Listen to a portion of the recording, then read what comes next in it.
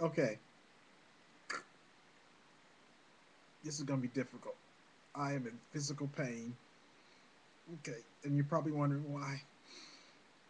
Okay, hang on. It might give me a few seconds of relief.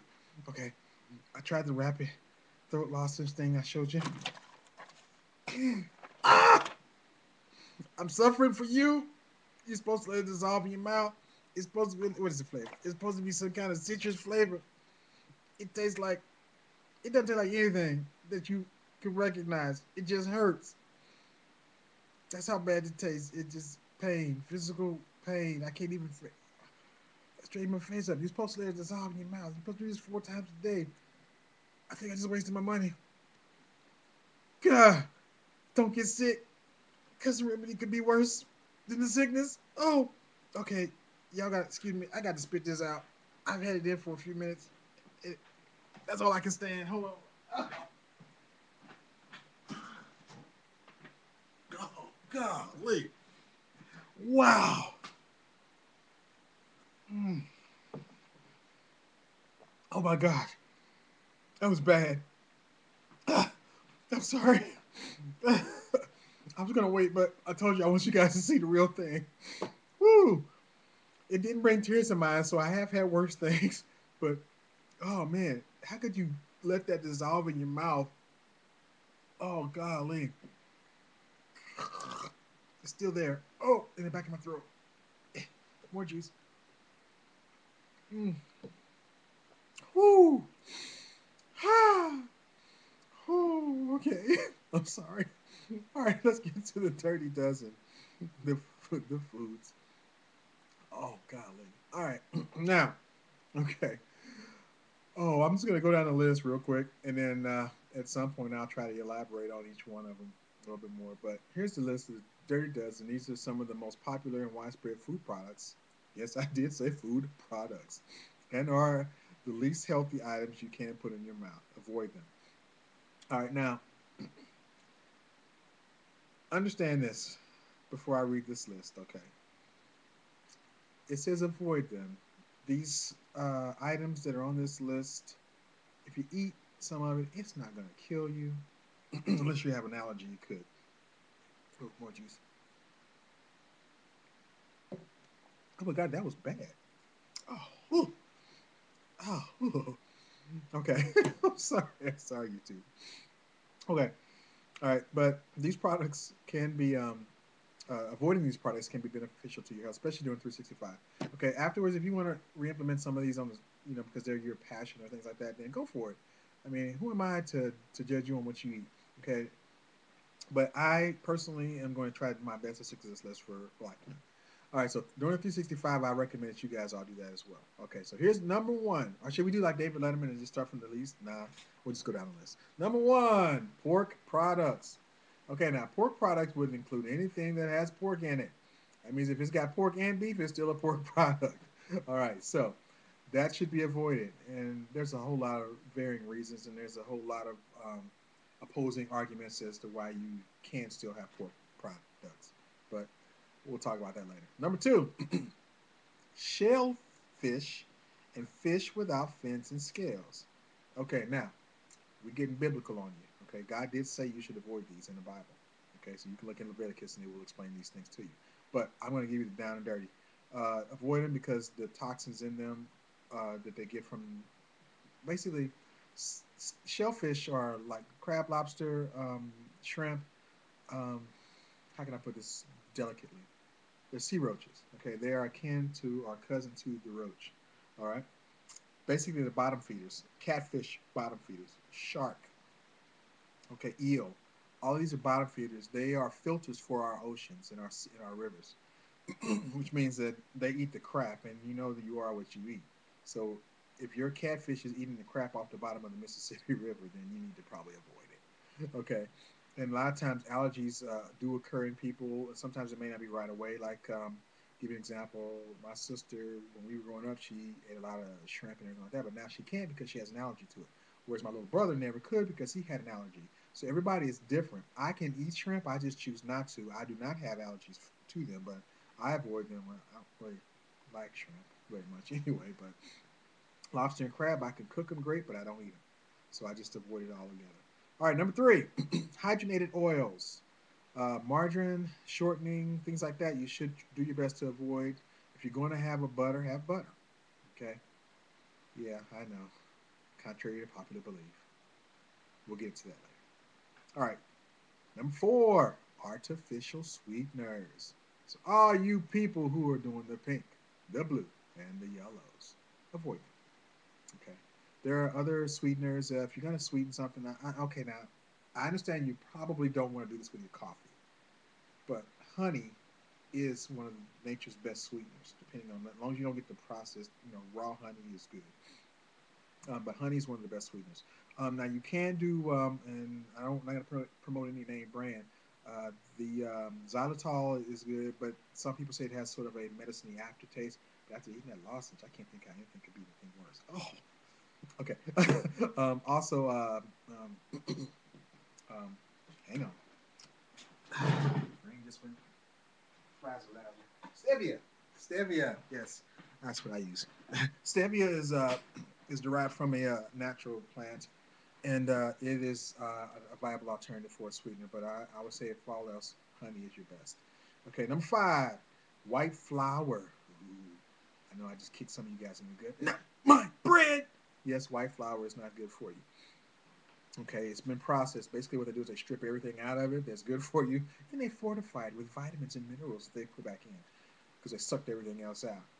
Okay, yeah, I know it does make things fluffy and light, and it makes them so nice when you're making baked goods. But remember, we're going for gluten free anyway, so avoid it. White sugar. All right, so number three on my list, along with stevia and xylitol, would probably be raw sugar, unprocessed raw sugar. If you gotta have sugar, you just can't avoid it. You can't get rid of it out of your diet right away. Or you gotta streamline. Go with the raw sugar. Okay, that's something you can do in moderation. Just remember, as long as your body's not being fooled into getting calories, it's not, because then it's going to crave more, which is going to make you want more, which is going to make you eat more. So that's another story we'll talk about later. All right, number seven, soft drinks. All you Pepsi drinkers out there, yeah, I know, that would be me. And you Coca-Cola drinkers out there, I'm sorry for you, but that would be some of you. And any other soda, soft drink beverages that you drink, uh, I have to say that they'll be on the list at number seven. So avoid those. Okay. Now remember, we're talking about in the 365 period. So if later on down the line, after your 365 is up, if you want to have that poison back in your system from time to time, um, it's up to you. Okay, number eight, pasteurized, homogenized skim milk. Okay, remember what I told you earlier on? I think it was in the first part, about the mucus and stuff like that in cow dairy milk products. Soft cheeses, the harder the cheese, the better. Okay, for you. So like, when I say hard cheeses, just to kind of give you, now this isn't the extremes, but this is to give you an example of the differences. Okay, a mozzarella cheese. I hope I didn't destroy that word. As opposed to a sharp cheddar. Okay, the mozzarella cheese is more of a softer cheese, and it's got more milk product in it, whereas the sharp cheddar, is more of a harder cheese and doesn't have as many of the milk products that are going to cause you to have sinuses. So if you are a cheese connoisseur, as I am, um, then you want to really avoid those softer cheeses, like your brie, things like that. I love brie too, but you really should try to stay away from those. Okay, because they will affect your sinuses. And if you're gonna get a cheese, you want to get a really good whole cheese. Goat cheese is good cheese. It's your friend. Okay, my phone's going off. Let's see. Let's see here. Number nine, high fructose corn syrup. Yummy. Okay, yeah.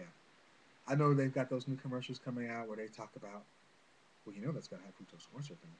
You know what they say about that, right? Oh, what do they say? They say it's bad for you. Suck it up, deal with it. It's bad for you. Keep it out of your diet. High fructose corn syrup, please. It even sounds bad.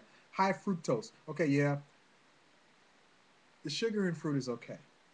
But what they fail to tell you is that if in everything, in all things except for poison, it's good in moderation. Okay, so if you really gotta have high fructose corn syrup in your diet, then you can, yeah.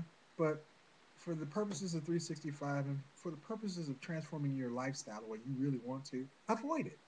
Okay, avoid items with high fructose corn syrup in them. They're just not good for you. And I don't have the stats to go over each and every one of these products that I'm on right now, but I promise you, over the next 365 days, or actually 363 days, I will go over these with you, each one at a time in a different blog or message. Blog. I should do a blog now. All right. Number 10. Okay, I'm going to try to say this right without messing it up. Hydrolyzed soy protein imitation meat products. Okay. Now, that one kind of kicked me in the gut, you know. But when because I was thinking, okay, that means I can't have tofu.